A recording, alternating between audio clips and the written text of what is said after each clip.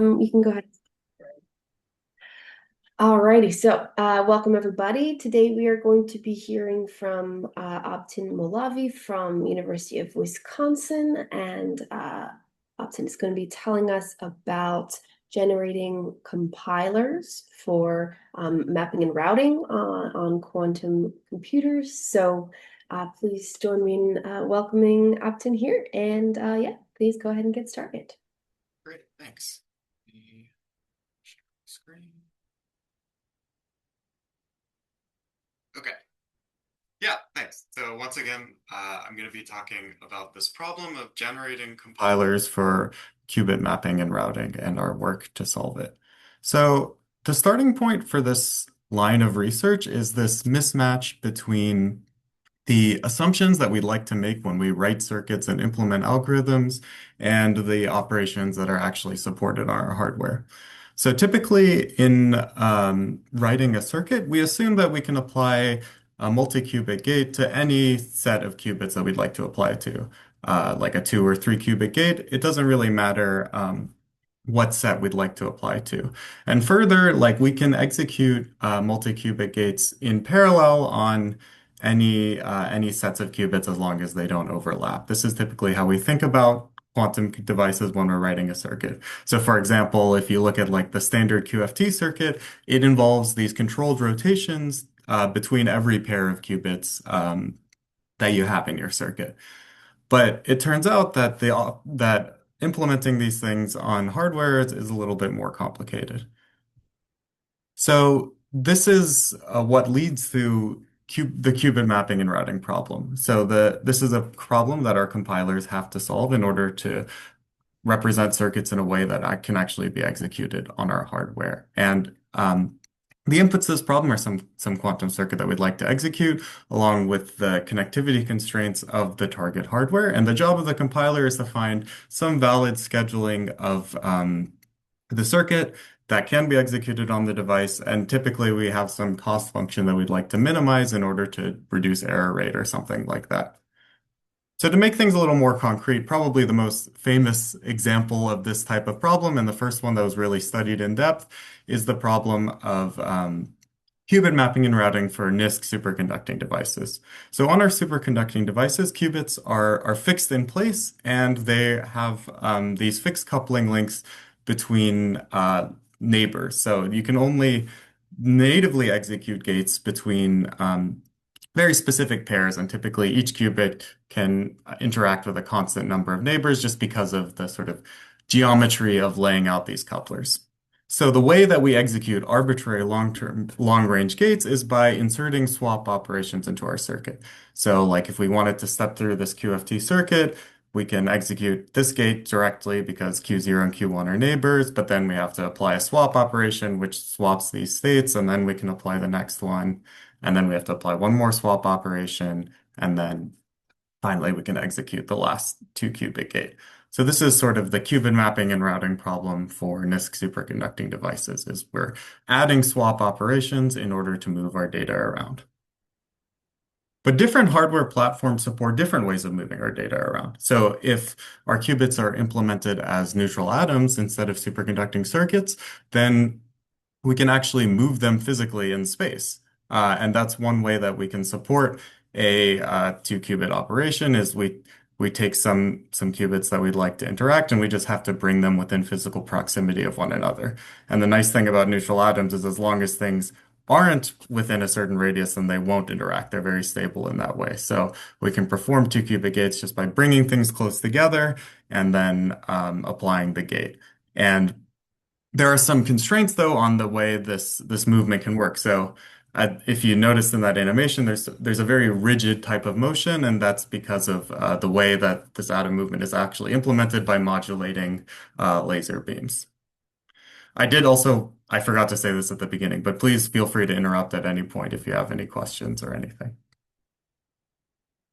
So yet another example is the mapping and routing problem if we also have error correction going on. So if we are encoding our qubits in the surface code, well, now the way that we implement 2 qubit gates is lattice surgery. And lattice surgery amounts to allocating these paths in a grid between the two patches of surface code qubits that we'd like to interact. And the key constraint here is that the simultaneous paths are not allowed to cross. So if we're using some ancilla space for one gate, then we can't also at the same time use it for a different gate.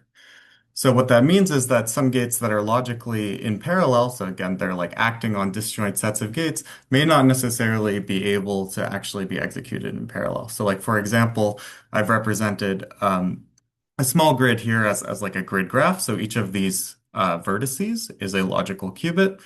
And if I want to execute a CNOT gate between Q0 and Q1, I can establish a path in the ancilla space like this.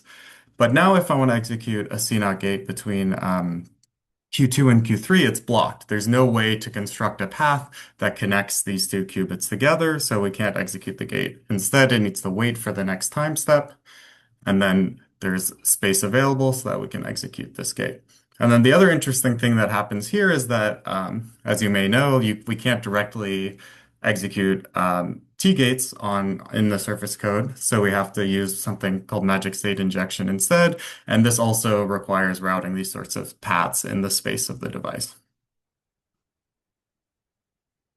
So just to summarize, we have sort of three different examples of this type of problem, where we're given a circuit plus some constraints about the way things can move and interact together. And our goal is to find an executable scheduling of the instructions in the circuit that can actually be realized on our device.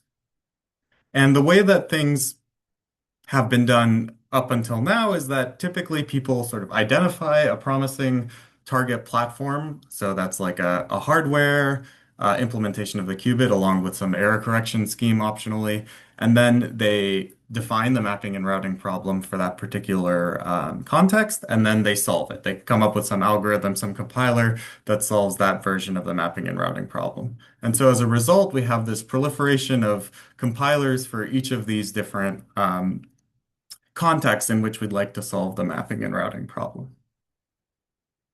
But as the title suggests, our goal here is to automatically generate these compilers. So what we'd like to do is start with some sort of specification of the particular mapping and routing problem that we're interested in solving, and then pass that to our compiler generator, which will produce a compiler automatically that solves the particular mapping and routing problem that we are specifying.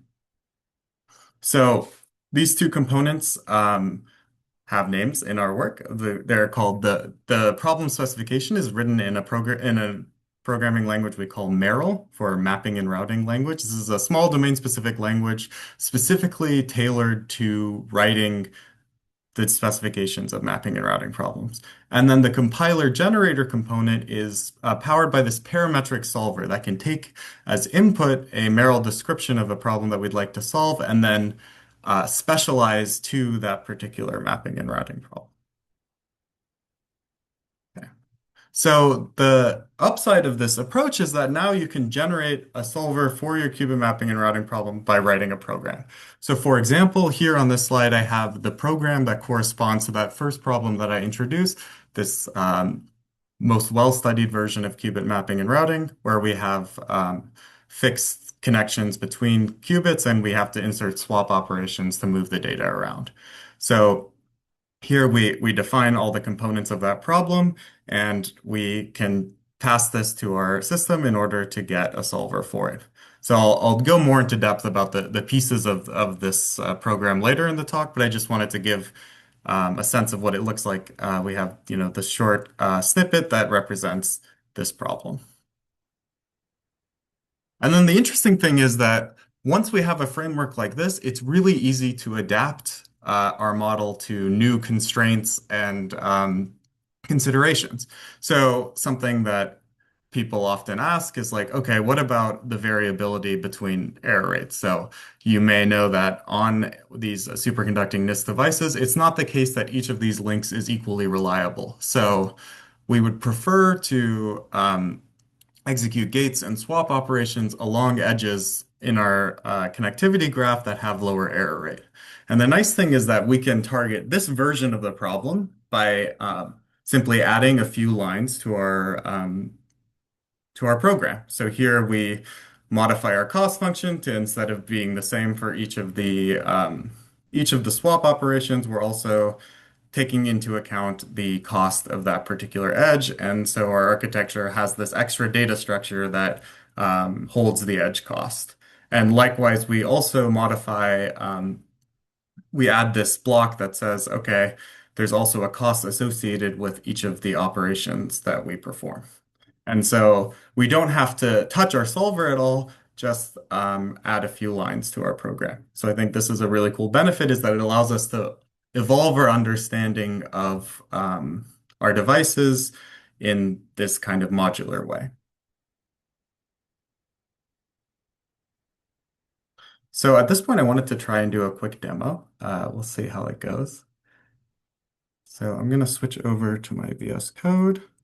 So here I have the code base, and if we look in this little problem descriptions directory, I have a bunch of these sorts of files that I was just showing on the slide. Um, so for example, here's the first example that we're going to be working with, this superconducting NISQ problem. So this is basically the snippet that I was showing on the slide. This is the entire program for that problem. So in order to generate a solver for this problem, we can run this little compile command, and that's going to build us a new solver. So you might recognize that this is cargo output. Our system is implemented in Rust. So what that does is that populates this generated solvers directory with a new binary that is the solver for this particular problem. And so now if we have some problem instance, which is a circuit and a particular architecture that we'd like to run, we can use this Merrill run command. So what are these two files? Well, one of them is a CASM file. It's a description of a quantum circuit. And then the other one is this arch.json is the connectivity graph that we're targeting. So I believe, yeah, this looks like it's an IBM heavy hex.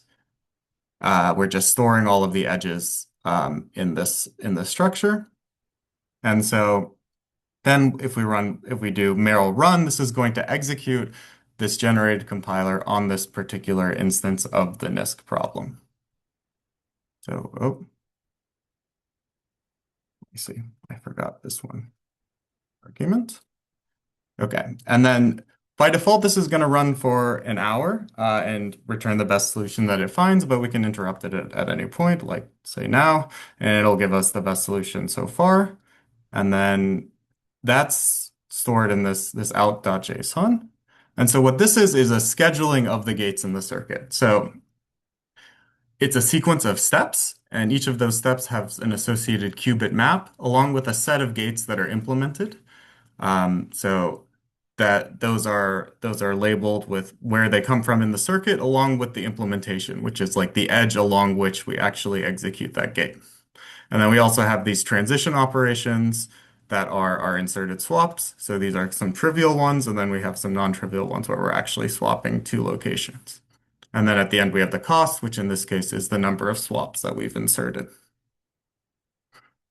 So we can also, though, at the same time, target a different version of mapping and routing. Let's think about this. Suppose we've now on our device implemented the surface code. So now we want to compile to a surface code device where now we're trying to establish paths between pairs of qubits that want to interact, and those paths are not allowed to cross. So the workflow is exactly the same. We compile one of these problem descriptions written in the Merrill language, and then we can run. Now we want to run on this surface code mapping and routing architecture, solve the surface code mapping and routing problem. And then we'll wait a little bit to come up with some solutions, and then we will interrupt to get them. So here our output looks very similar. There are some time steps. Each time step is associated with a qubit map and implemented gates, but now the implementation is a path between pairs of locations as opposed to just a single edge. And this input that we have, this arch, is a little bit different. It's sort of describing a grid of logical qubits with its height and width, and which ones are allowed to be used for our algorithmic qubits that appear in the program. as well as which ones are reserved for storing magic states. So there's sort of this extra data along with the graph that represents the grid. Cool. So I think that's all I wanted to demo, just to give an idea of what this looks like in practice. Okay, switch back over to the slides. So, Abtin, I think we've got a Yeah. few questions in the chat. Oh, sorry, I have not been Nope. checking Yeah, that. no need to Yeah. apologize. Yeah, it's always hard to see the chat when you're in Mhm. Zoom. So first question is from Amir. Says maybe I'm misunderstanding, but isn't this what Qiskit's transpiler, mainly routing and layout stages, does?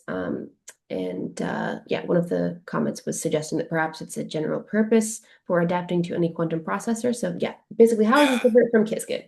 Yeah, that's I mean that's exactly right. Like this, especially this so this NISC problem and sort of the variant where we have variability between the edges is exactly a problem that's targeted by Qiskit. And so later when I'm showing some like experimental results, that's one of the baselines that we're going to use.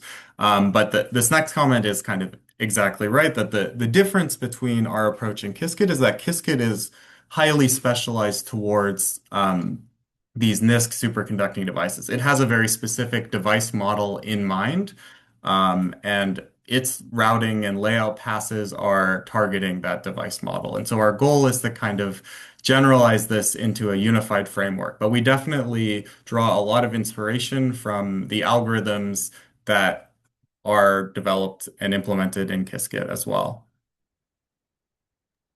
Gotcha, thanks. Okay, and then there's this follow-up comment that Qiskit allows for defining custom routing and layout passes. Yeah, I'm not super familiar with how that works, but I imagine that it also is still kind of designed around this like a NISQ superconducting paradigm. But it's it's something that we should check out more. Ideally, it would be nice to integrate our work as like a custom passing Qiskit, and so we could see how well that works. But yeah.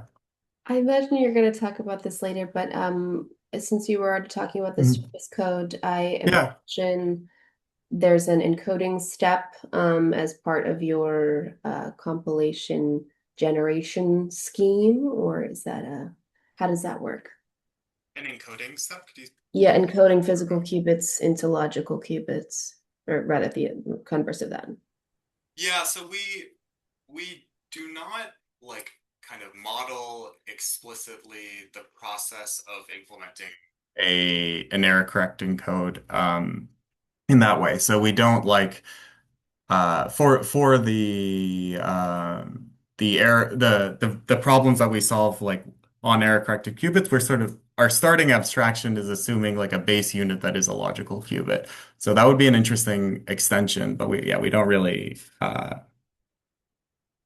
handle that right now.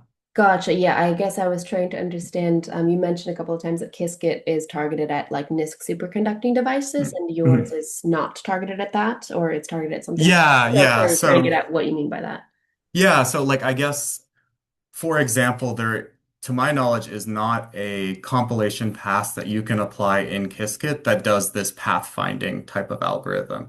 All of Qiskit's algorithms are trying to swap qubits, like insert swap operations, such that things are on adjacent edges. So it doesn't have some understanding of I can implement a gate using paths that are not allowed to cross if they're simultaneous, if that makes sense. So that's what I mean by the fact that Qiskit is specialized to the NIST case is that it does not consider a version of mapping and routing where that is your constraint, that you must find a path between your qubits and the simultaneous paths are not able to cross. Interesting. I think so they've got a route finder, but I think the at least like just having a look at the docs, it says it checks if the it's trying to minimize the path and checks if the well yeah I think it's just trying to Yeah. minimize the path between routes. I'm not sure if it actually checks for crossing. But it says, I mean, there's a few things in Qiskit metal, which is like somewhat well. it's not under active development anymore. That had more stuff for crossings, I think. But yeah, I think I mean Interesting. they've got some logic for it, I think. Interesting. Yeah, I mean, so I guess I'm just not, yeah, I'm not as aware of that stuff, yeah, in Qiskit metal. But I would say like another thing is there's these two axes, I guess, that you can think about that we've discussed so far. One is like your implementation of the qubit, and one is the error correction scheme. So they might also have some things for like platforms that allow moving qubits in space, but I'm not sure if that's aware as well. That's a thing that they have. I mean, I think it's definitely something that they will have this um, they'll have to consider at some point as error correction. So yeah. Well, I think you said you were going to compare against Qiskit later on, so maybe we can Yeah, so I'll look forward I'll, to that. I'll pause. Yeah, I'll get to that, or I'll defer that, I guess, to when we're talking about the experiments. But yeah, was there another question? I saw a raised hand. I don't know. May Maybe I'll just wait until the end. Maybe in the demo you'll answer it. Okay, sounds good. All right, so let's move forward. Okay. Yeah, so the next part that I wanted to talk about is the underlying theory that we use to connect these different problems together under a single abstraction. So the idea is to define this notion that we call a QPU state machine. Okay. So the insight here that is something that, a lot of people have recognized in the past is that one way to organize solutions to mapping and routing problems is as a sequence of states. So, or what something that other people sometimes call time steps. So each of these states or steps, I'm going to use that states for the rest of the talk, it's like some set of gates that is associated with an implementation and a mapping from the qubits in the circuit to the qubits on the device. So here I have like an example of the NIST case here. We have some gates that we'd like to execute and a qubit map. And this is an execution of this circuit in four states. And between states, we can apply these swap operations that move the data around and modify the qubit map. And so when we're thinking about, generalizing and unifying different versions of this problem, we can notice that there is a distinction here between things that are kind of shared between different versions of qubit mapping and routing. So that includes like the notion of a state and the gates we'd like to execute and some notion of locations on our architecture. Um, Along with some things that are different. So things like how exactly do I implement a gate? So for this problem, the way we implement a gate is by finding an edge along which to execute it. And how can I transition between states? So in this case, we transition between states by inserting swap operations. So this is building up to the definition of the abstract problem. So first, what exactly do we mean by a QPU state? So a state it's two things. It's a mapping, like I've mentioned before, and a routing. And these are both like partial injective functions, meaning that um, we can't map, two different qubits of the same location, and we can't we probably only want to have one gate along each implementation. And so this is the kind of shared data types that different QMR problems all have. So what is a state machine? Well, a QPU state machine is two things. It's one, a predicate, which tells you which are the states that I can actually realize on my device. So this is an answer to the question of like, how do I implement gates? And then secondly, it's this transition relation between states, like which states are allowed to occur consecutively. And this is the answer to our other question. So a QPU state machine is capturing the parts of a given QMR problem that make it different from other ones. Um, by defining these two pieces in different ways, we can get different variants of the mapping and routing problem. So again, back to our sort of motivating example. Um, when we're thinking about the NISQ superconducting problem, this predicate real is something that holds on states whenever every gate is acting on adjacent qubits. Um, and then the transition relation, it lets us transition between states as long as their qubit map differs by a swap operation, and the cost associated with this with each transition is one. So this is basically just a way of restating what we already know about how this problem is defined in terms of these two pieces that are going to be parametric components that we can swap out for different problems. So now that we know what a QPU state machine is, now we can sort of define this abstract general version of the mapping and routing problem. So um, it is that given a circuit and a QPU state machine, a mapping and routing solution is a sequence of states like we've seen before, and each of these states need to obey this sequence needs to obey the transition relation, meaning that for each pair of consecutive states, we are following some transition to get from one to the other. And then further, each of them needs to be themselves realizable. Um, and so that's this first criterion one. And then we have these two criteria that were actually a valid schedule for the circuit. So we need to actually implement each of the gates that appear in the circuit, and we can't implement them in a way that doesn't respect the dependencies of the circuit. So these last two bits are constraints that are not really related to the particular mapping and routing problem we want to solve. They're general constraints for any problem. And then the first one is something that says something about the particular problem that we'd like to solve. And then the cost of a solution is just the sum of all of the costs of transitions that we take as part of the solution. So here we've sort of come up with a abstract problem that we can instantiate for different versions of qubit mapping and routing.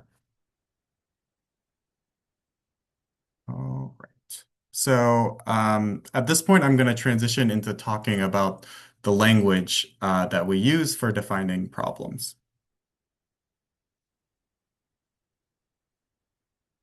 Cool. So before I kind of get into the details, I wanted to give some big picture points about how we chose to design this language and sort of some of the reasoning behind that.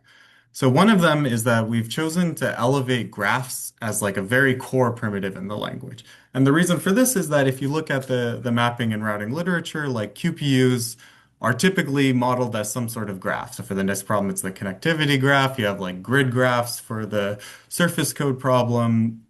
And so graphs are a very essential structure for this type of problem. And we also have sort of first-class support for basic graph concepts like edges and paths and trees in the graph. And then the next point I wanted to highlight is that we're really interested in generating solutions as opposed to just defining constraints. So what that means is that the way that we are defining problems is in a sort of operational way. It says how you are able to realize a gate rather than constraints on whether something is valid or not. So this is kind of a subtle point, but the idea here is that we are eventually going to describe a solving algorithm. So we want our language to facilitate a solving algorithm. So it needs to sort of be a constructive type of definition. And then finally, we wanted the language to be simple to implement and concise to write things in. So the syntax is pretty minimal, and the language that you use for defining expressions is just like a basic functional language. Okay, so now we're going to look in more detail at this example program. And so you may have noticed that it's organized into these two blocks with these headers route info and transition info.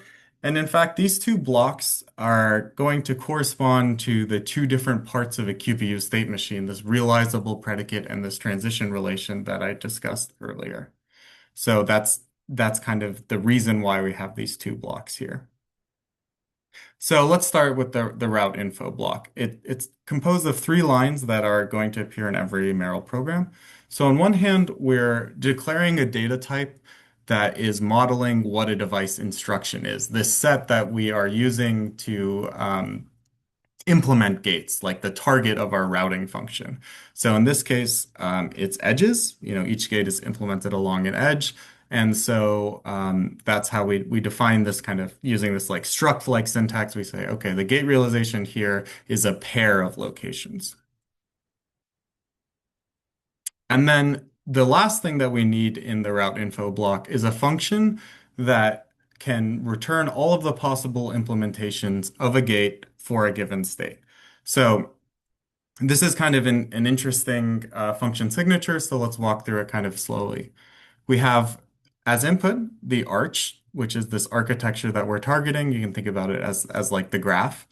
And then we have some current state, which is the state that we're working with right now that we'd like to add our gate to. So it has some qubit map and some set of gates that are already implemented. And then finally, we have our candidate gate, which is the one that we'd like to add to this state. So those are the inputs to the realize gate function. And what realize gate returns is a list of possible realizations. So these are the ways that we can add this gate to the state that is compliant with the hardware. So if there's no way to execute this gate at the same time, like if the qubits are far apart, then this list will be empty, but otherwise it will contain one or more things. So I have this function signature in comments, but actually because this line is required in every Merrill program and these arguments have fixed types, they're left implicit in the actual program. So again, this is a space where we're able to, because of the specialization of our language, make the syntax very concise. The arguments are left implicit here. And so the right-hand side is an expression that, if we evaluate it, will give us a list of gate realizations. So in this case, we're calling this map function, and we're iterating over all of the edges between two qubits, and we're returning the list of edges. So here, probably if it's an ordinary graph, this is just going to be one edge that is the edge between the two locations, or empty if there is no edge between them. So this is the structure of the route info block. All right. So next up, we have the other block, transition info, which is kind of similar in a lot of ways. Once again, we start by defining a data type that represents our possible transitions between states. And then we have a set of functions that we have to include. So once again, these are functions, but their arguments are left implicit because they're fixed. They're built into the language. So in this case, we have a function get transitions, which says, which are the available transitions out of a state. And for this problem, it is applying a swap operation along any edge. So we iterate over any edge and construct the transition corresponding to that edge. Next up, we have a function that says how a transition transforms a qubit map. So in this case, we have this built-in function called value swap, which takes two values in a qubit map and swaps them, which corresponds to how a swap changes the mapping of qubits. And then finally, we have one that says, what's the cost of this particular transition? So this is going to take a transition and return a real number that corresponds to the cost of taking that transition. In this case, we have one called ID, which is like a trivial transition that doesn't change the qubit map, which has no cost. And then we have a cost of one for each of the transitions that is actually applying a swap gate. Okay, so that is a sort of more detailed walkthrough of the Merrill description for the NISQ problem. So at this point, I wanted to take a step back and connect to this concept of a QPU state machine that I talked about before. So the idea is that a graph and a Merrill program together are going to define a QPU state machine. So for example, if we have that program that I've shown you before and a complete graph, that gives us one state machine where this realize predicate is trivial because and basically any pair of qubits are connected, so we can always implement a gate. On the other hand, if we have the same program in a different graph, we get a slightly different version of the realized predicate, and a different set of swaps that we can perform. And then finally, if we fix the graph but change the program that we provide as input, we also obtain a different definition of these two components. So like if we had this surface code program, which I haven't shown you, but looks very similar, now we end up with a different QPU state machine, a different way of interpreting the same graph, where now we don't insert swap operations, but we allocate ancilla paths. So that is one sort of observation, is that these are each pair of graph and Merrill program define a unique QPU state machine. And if we recall the definition of the abstract mapping and routing problem, well, each QPU state machine gives a different instance of the abstract QMR problem. So the way that we answer the question of like what is a Merrill program actually defining is derived from this foundation. So I don't want to get into the details of the inference rules that define its semantics. Those are all in the paper, but I think this insight will help make that more clear. So it's an unusual type of programming language, and so as a programming languages researcher, it was an interesting thing to think about, like what does each of these programs actually define? And I think this is the clearest way to understand what's going on, is that a Merrill program is building an interpretation of a graph as a QPU state machine, which gives an instance of the abstract QMR routing problem. Okay. So that's the end of the section on the way the language is defined. At this point, I'm going to transition into talking more about the solving, the backend part of this framework. Okay. So the core of the solving algorithm is something like this pseudocode that we see on the left, which probably, if you've read mapping and routing papers, will look very familiar, because it looks a lot like Sabre and this other work from our own group called DASCOT for the surface code problem, and various other things for different versions of this problem. So this solve algorithm is basically like the generalization of this general loop that most mapping and routing tools that are not based on constraint solving do. So let's walk through it a little bit. So we have as input a graph, a circuit, and in our case, this Merrill program that's defining the problem that we're interested in. And so basically we continuously apply the following steps. So we're first going to compute the front layer of gates. These are the ones that are actually available to be executed. They don't have any unexecuted dependencies. And then we're going to construct a maximal state, which is basically, you can think about it as like a state that we can't add any more gates to. Like there's no way to extend it to a larger state that executes more gates. And then we remove these gates from our circuit, and then we append this state to our solution, and then we potentially choose one of the available transitions to update our qubit map. And so we continue this process until all of the gates have been routed. So again, this should feel familiar, but there are three positions where there are interesting choices to make, and different algorithms can differ. And that is, one, how you choose your initial qubit map to start with. And so Sabre has an interesting way of solving this problem, and other papers have different heuristics. And then another is which maximal state you choose. So for different for certain problems, there are multiple maximal states that have different sizes. So we'll get to that in a second. So you have to be careful about how you construct a maximal state. And then finally, which transition you take out of each state is another choice that you have to make. Cool. Okay, I see a question in the chat, which I think is a good one, which is where is A used in this program? That's a good question.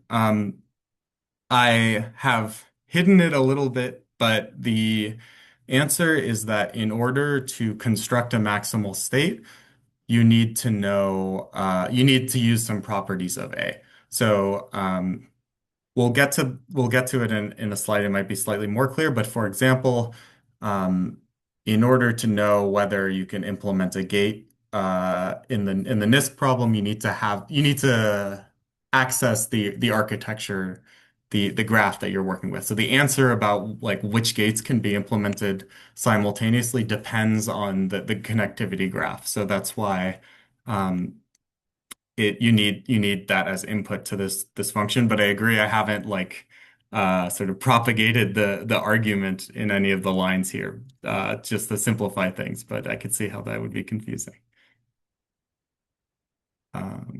Yeah, so the answer is that it's in this line where you're constructing a maximal state. You need to know you need to use the graph A as well as in this updating of the map. Okay, let's move along. Okay. So first I'm going to talk about this maximal state construction thing. So the way that we construct maximal states is this kind of greedy approach, where you iterate over all of the gates, and here these are all going to be gates that are part of the front layer, so we could in theory execute them simultaneously, and then we call our function realize gate from the Merrill program to get a set of implementations for each of the gates, and if we find one, then we add it to the state. So as I mentioned earlier, Merrill is designed in a way to facilitate solving, and this is a concrete example of that. Because we have access to this callable thing realize gate, we can build a maximal state. Whereas if we just had a predicate that told us whether a state is realizable, then we couldn't repeatedly call it in order to do this sort of construction thing. So this is the first version of the maximal state that is just greedily iterating through all of the gates. If we find some way to implement it, we add it to our state, and otherwise, we sort of move on to the next one. Okay. So you might wonder if this greedy approach will always work, and there's some theorems in the paper that are designed around this question.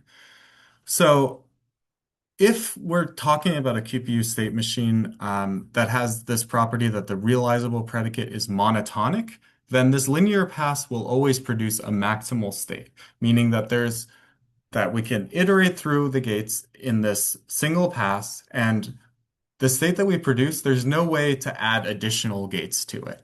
So I haven't defined this property of monotonic, but it's something that you can think of as applying to all mapping and routing problems. You could come up with like a sort of adversarial counterexamples that don't have this property, but we weren't able to find any like actually in the wild.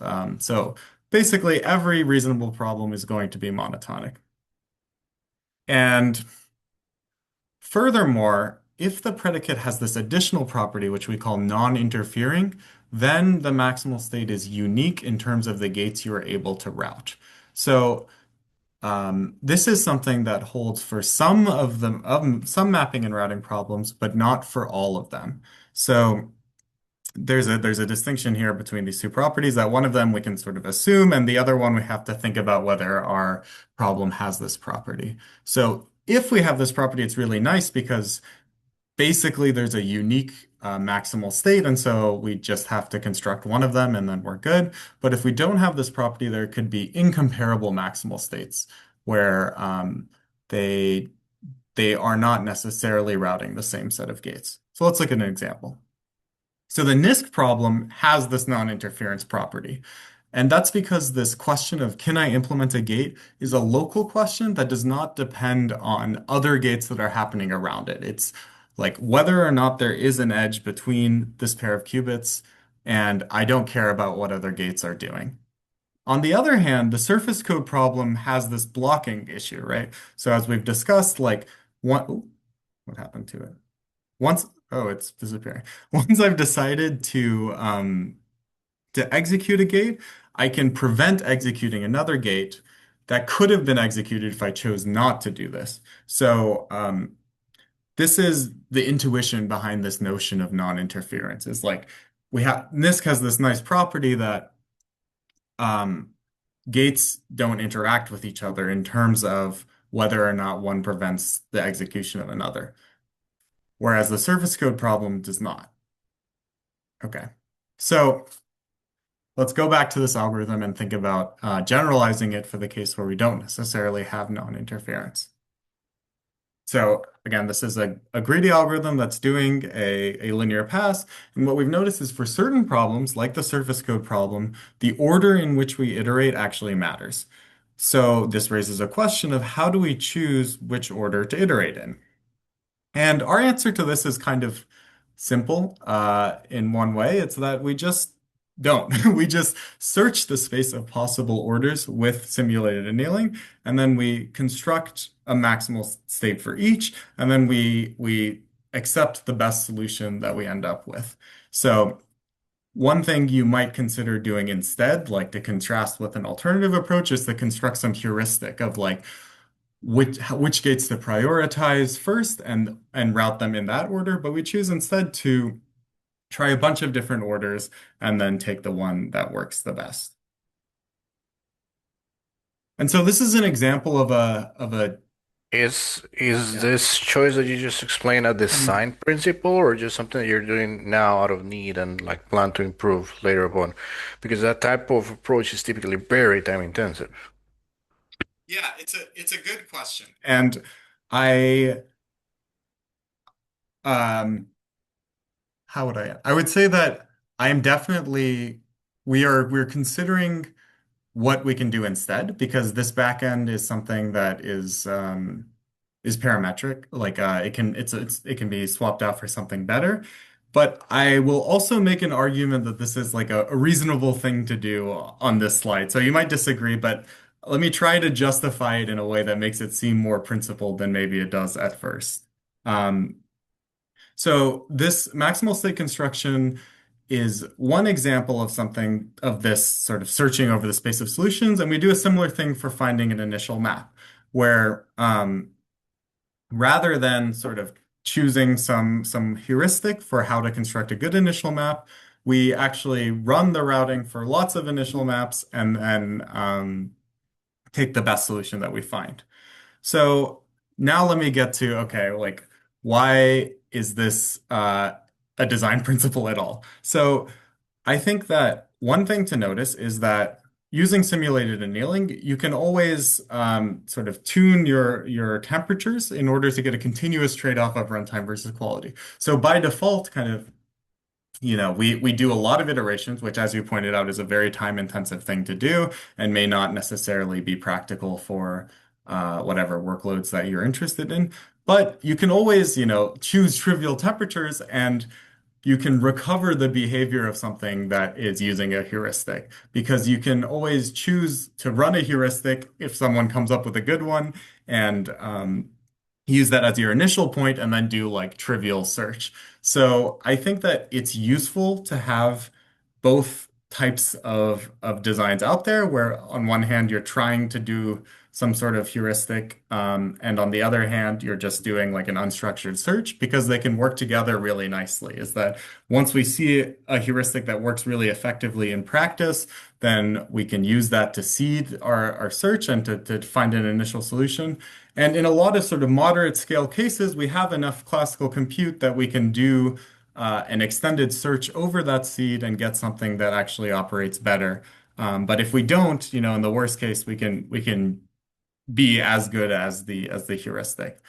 So an example of how this works is how we choose an initial map. So there's this kind of optimization that appears in Qiskit, where you can basically try to solve the NISQ problem by constructing an isomorphism between the interaction graph of your circuit and the connectivity graph of your architecture. And so we also do a similar thing to choose the first point that we search in our mapping algorithm, but we also do simulated annealing search on top of that. So I guess to answer the question most directly, like I think it's valuable to consider thinking about heuristics, and sometimes I do as well.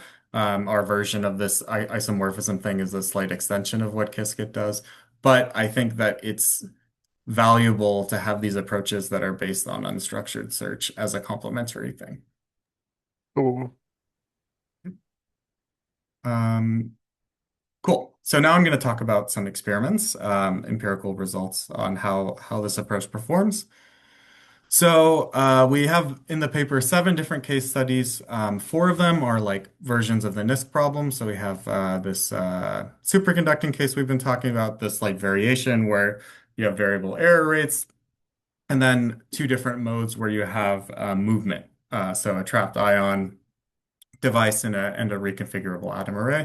And then we have a couple different versions of fault tolerant things based on the surface code for all of these, but different modalities. Okay. And then the way the experiment was set up is we have a pretty large benchmark suite that we've collected with a bunch of sort of arithmetic subroutines as well as full algorithms. And then we have some problem-specific baseline that we're comparing against for each of the 7 case studies.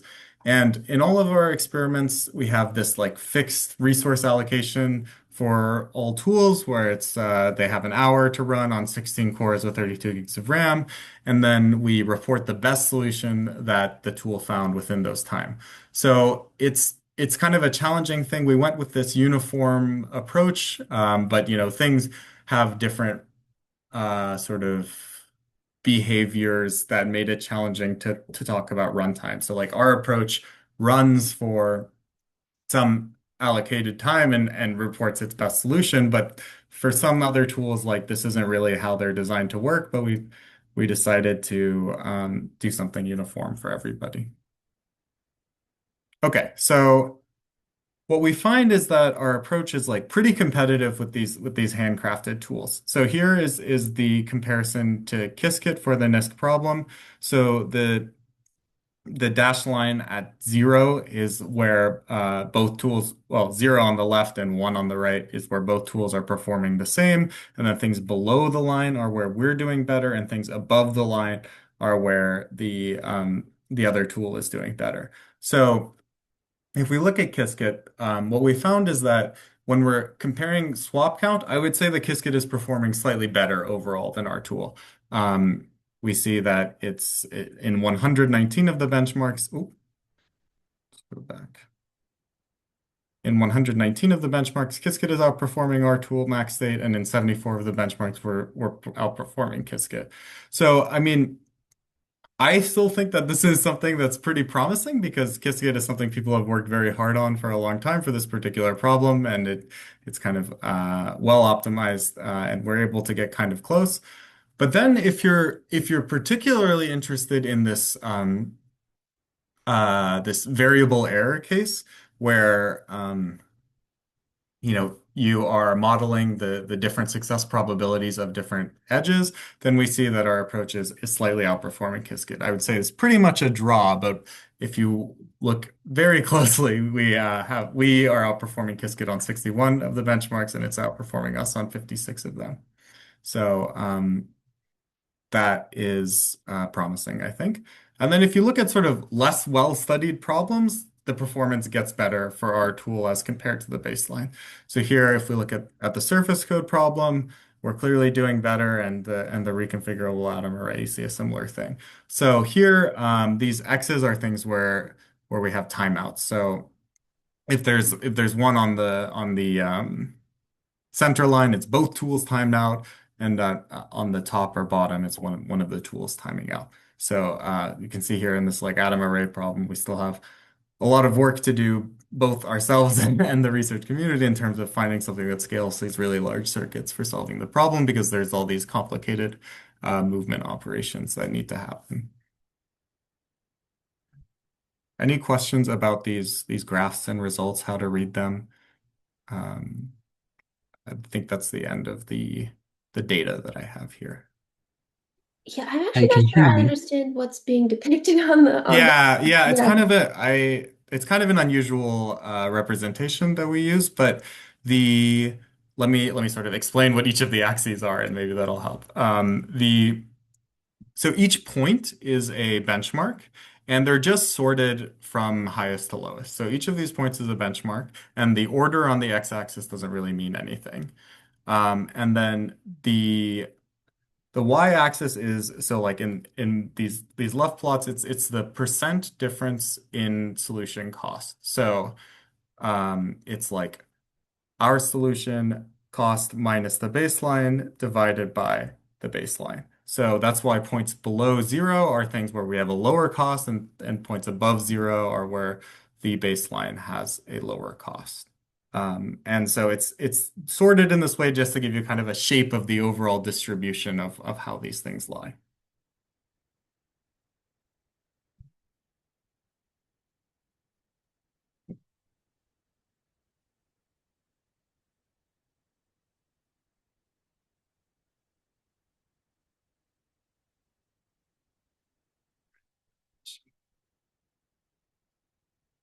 Looks like we had a question in the chat. We'll try to wrap up here in a couple of minutes, but Oh I yeah, think sorry. just a couple questions. Is there data on how much better your compiler is? I think it's still not totally clear to folks if this is like how to compare this to Qiskit or I think you from this graph. I'm not sure how to read that. Yeah, so I mean the uh I would say the easiest summary of the data is looking at these bar plots at the bottom. So here the the top bar is the number of benchmarks where the baseline is outperforming our tool. The middle bar is where they're matching, and the bottom bar is where our tool is outperforming the baseline. So so like in this particular example, which is the surface code problem, we're comparing against the recent state of the art there, and then we see that on the majority of the benchmarks, we're able to outperform the existing tool. Okay. Yeah, so just to wrap up, I had a couple of things about like future work to talk about. So we're interested in making this. So this code is publicly available, but we're interested in making it easier to use and making the language sort of more full-featured, more mature, like what people expect from a modern programming language. We're always looking for new sort of case study problems of like things that can fit into this framework of mapping and routing broadly. And so one thing in particular that we're looking to support a wider range of things is like, what about gates that have different lengths, durations of execution?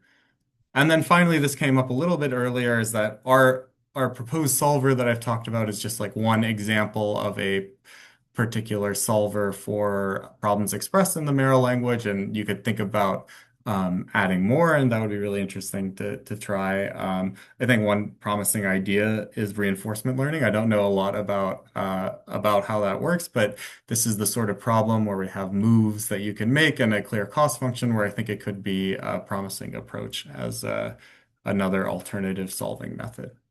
Okay, so I'll close there. Thank you all very much. Thanks, Abtin.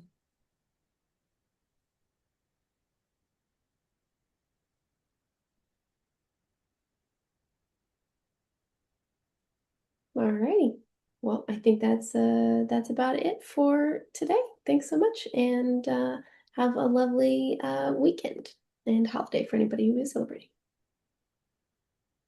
All right, bye-bye. Thank you all.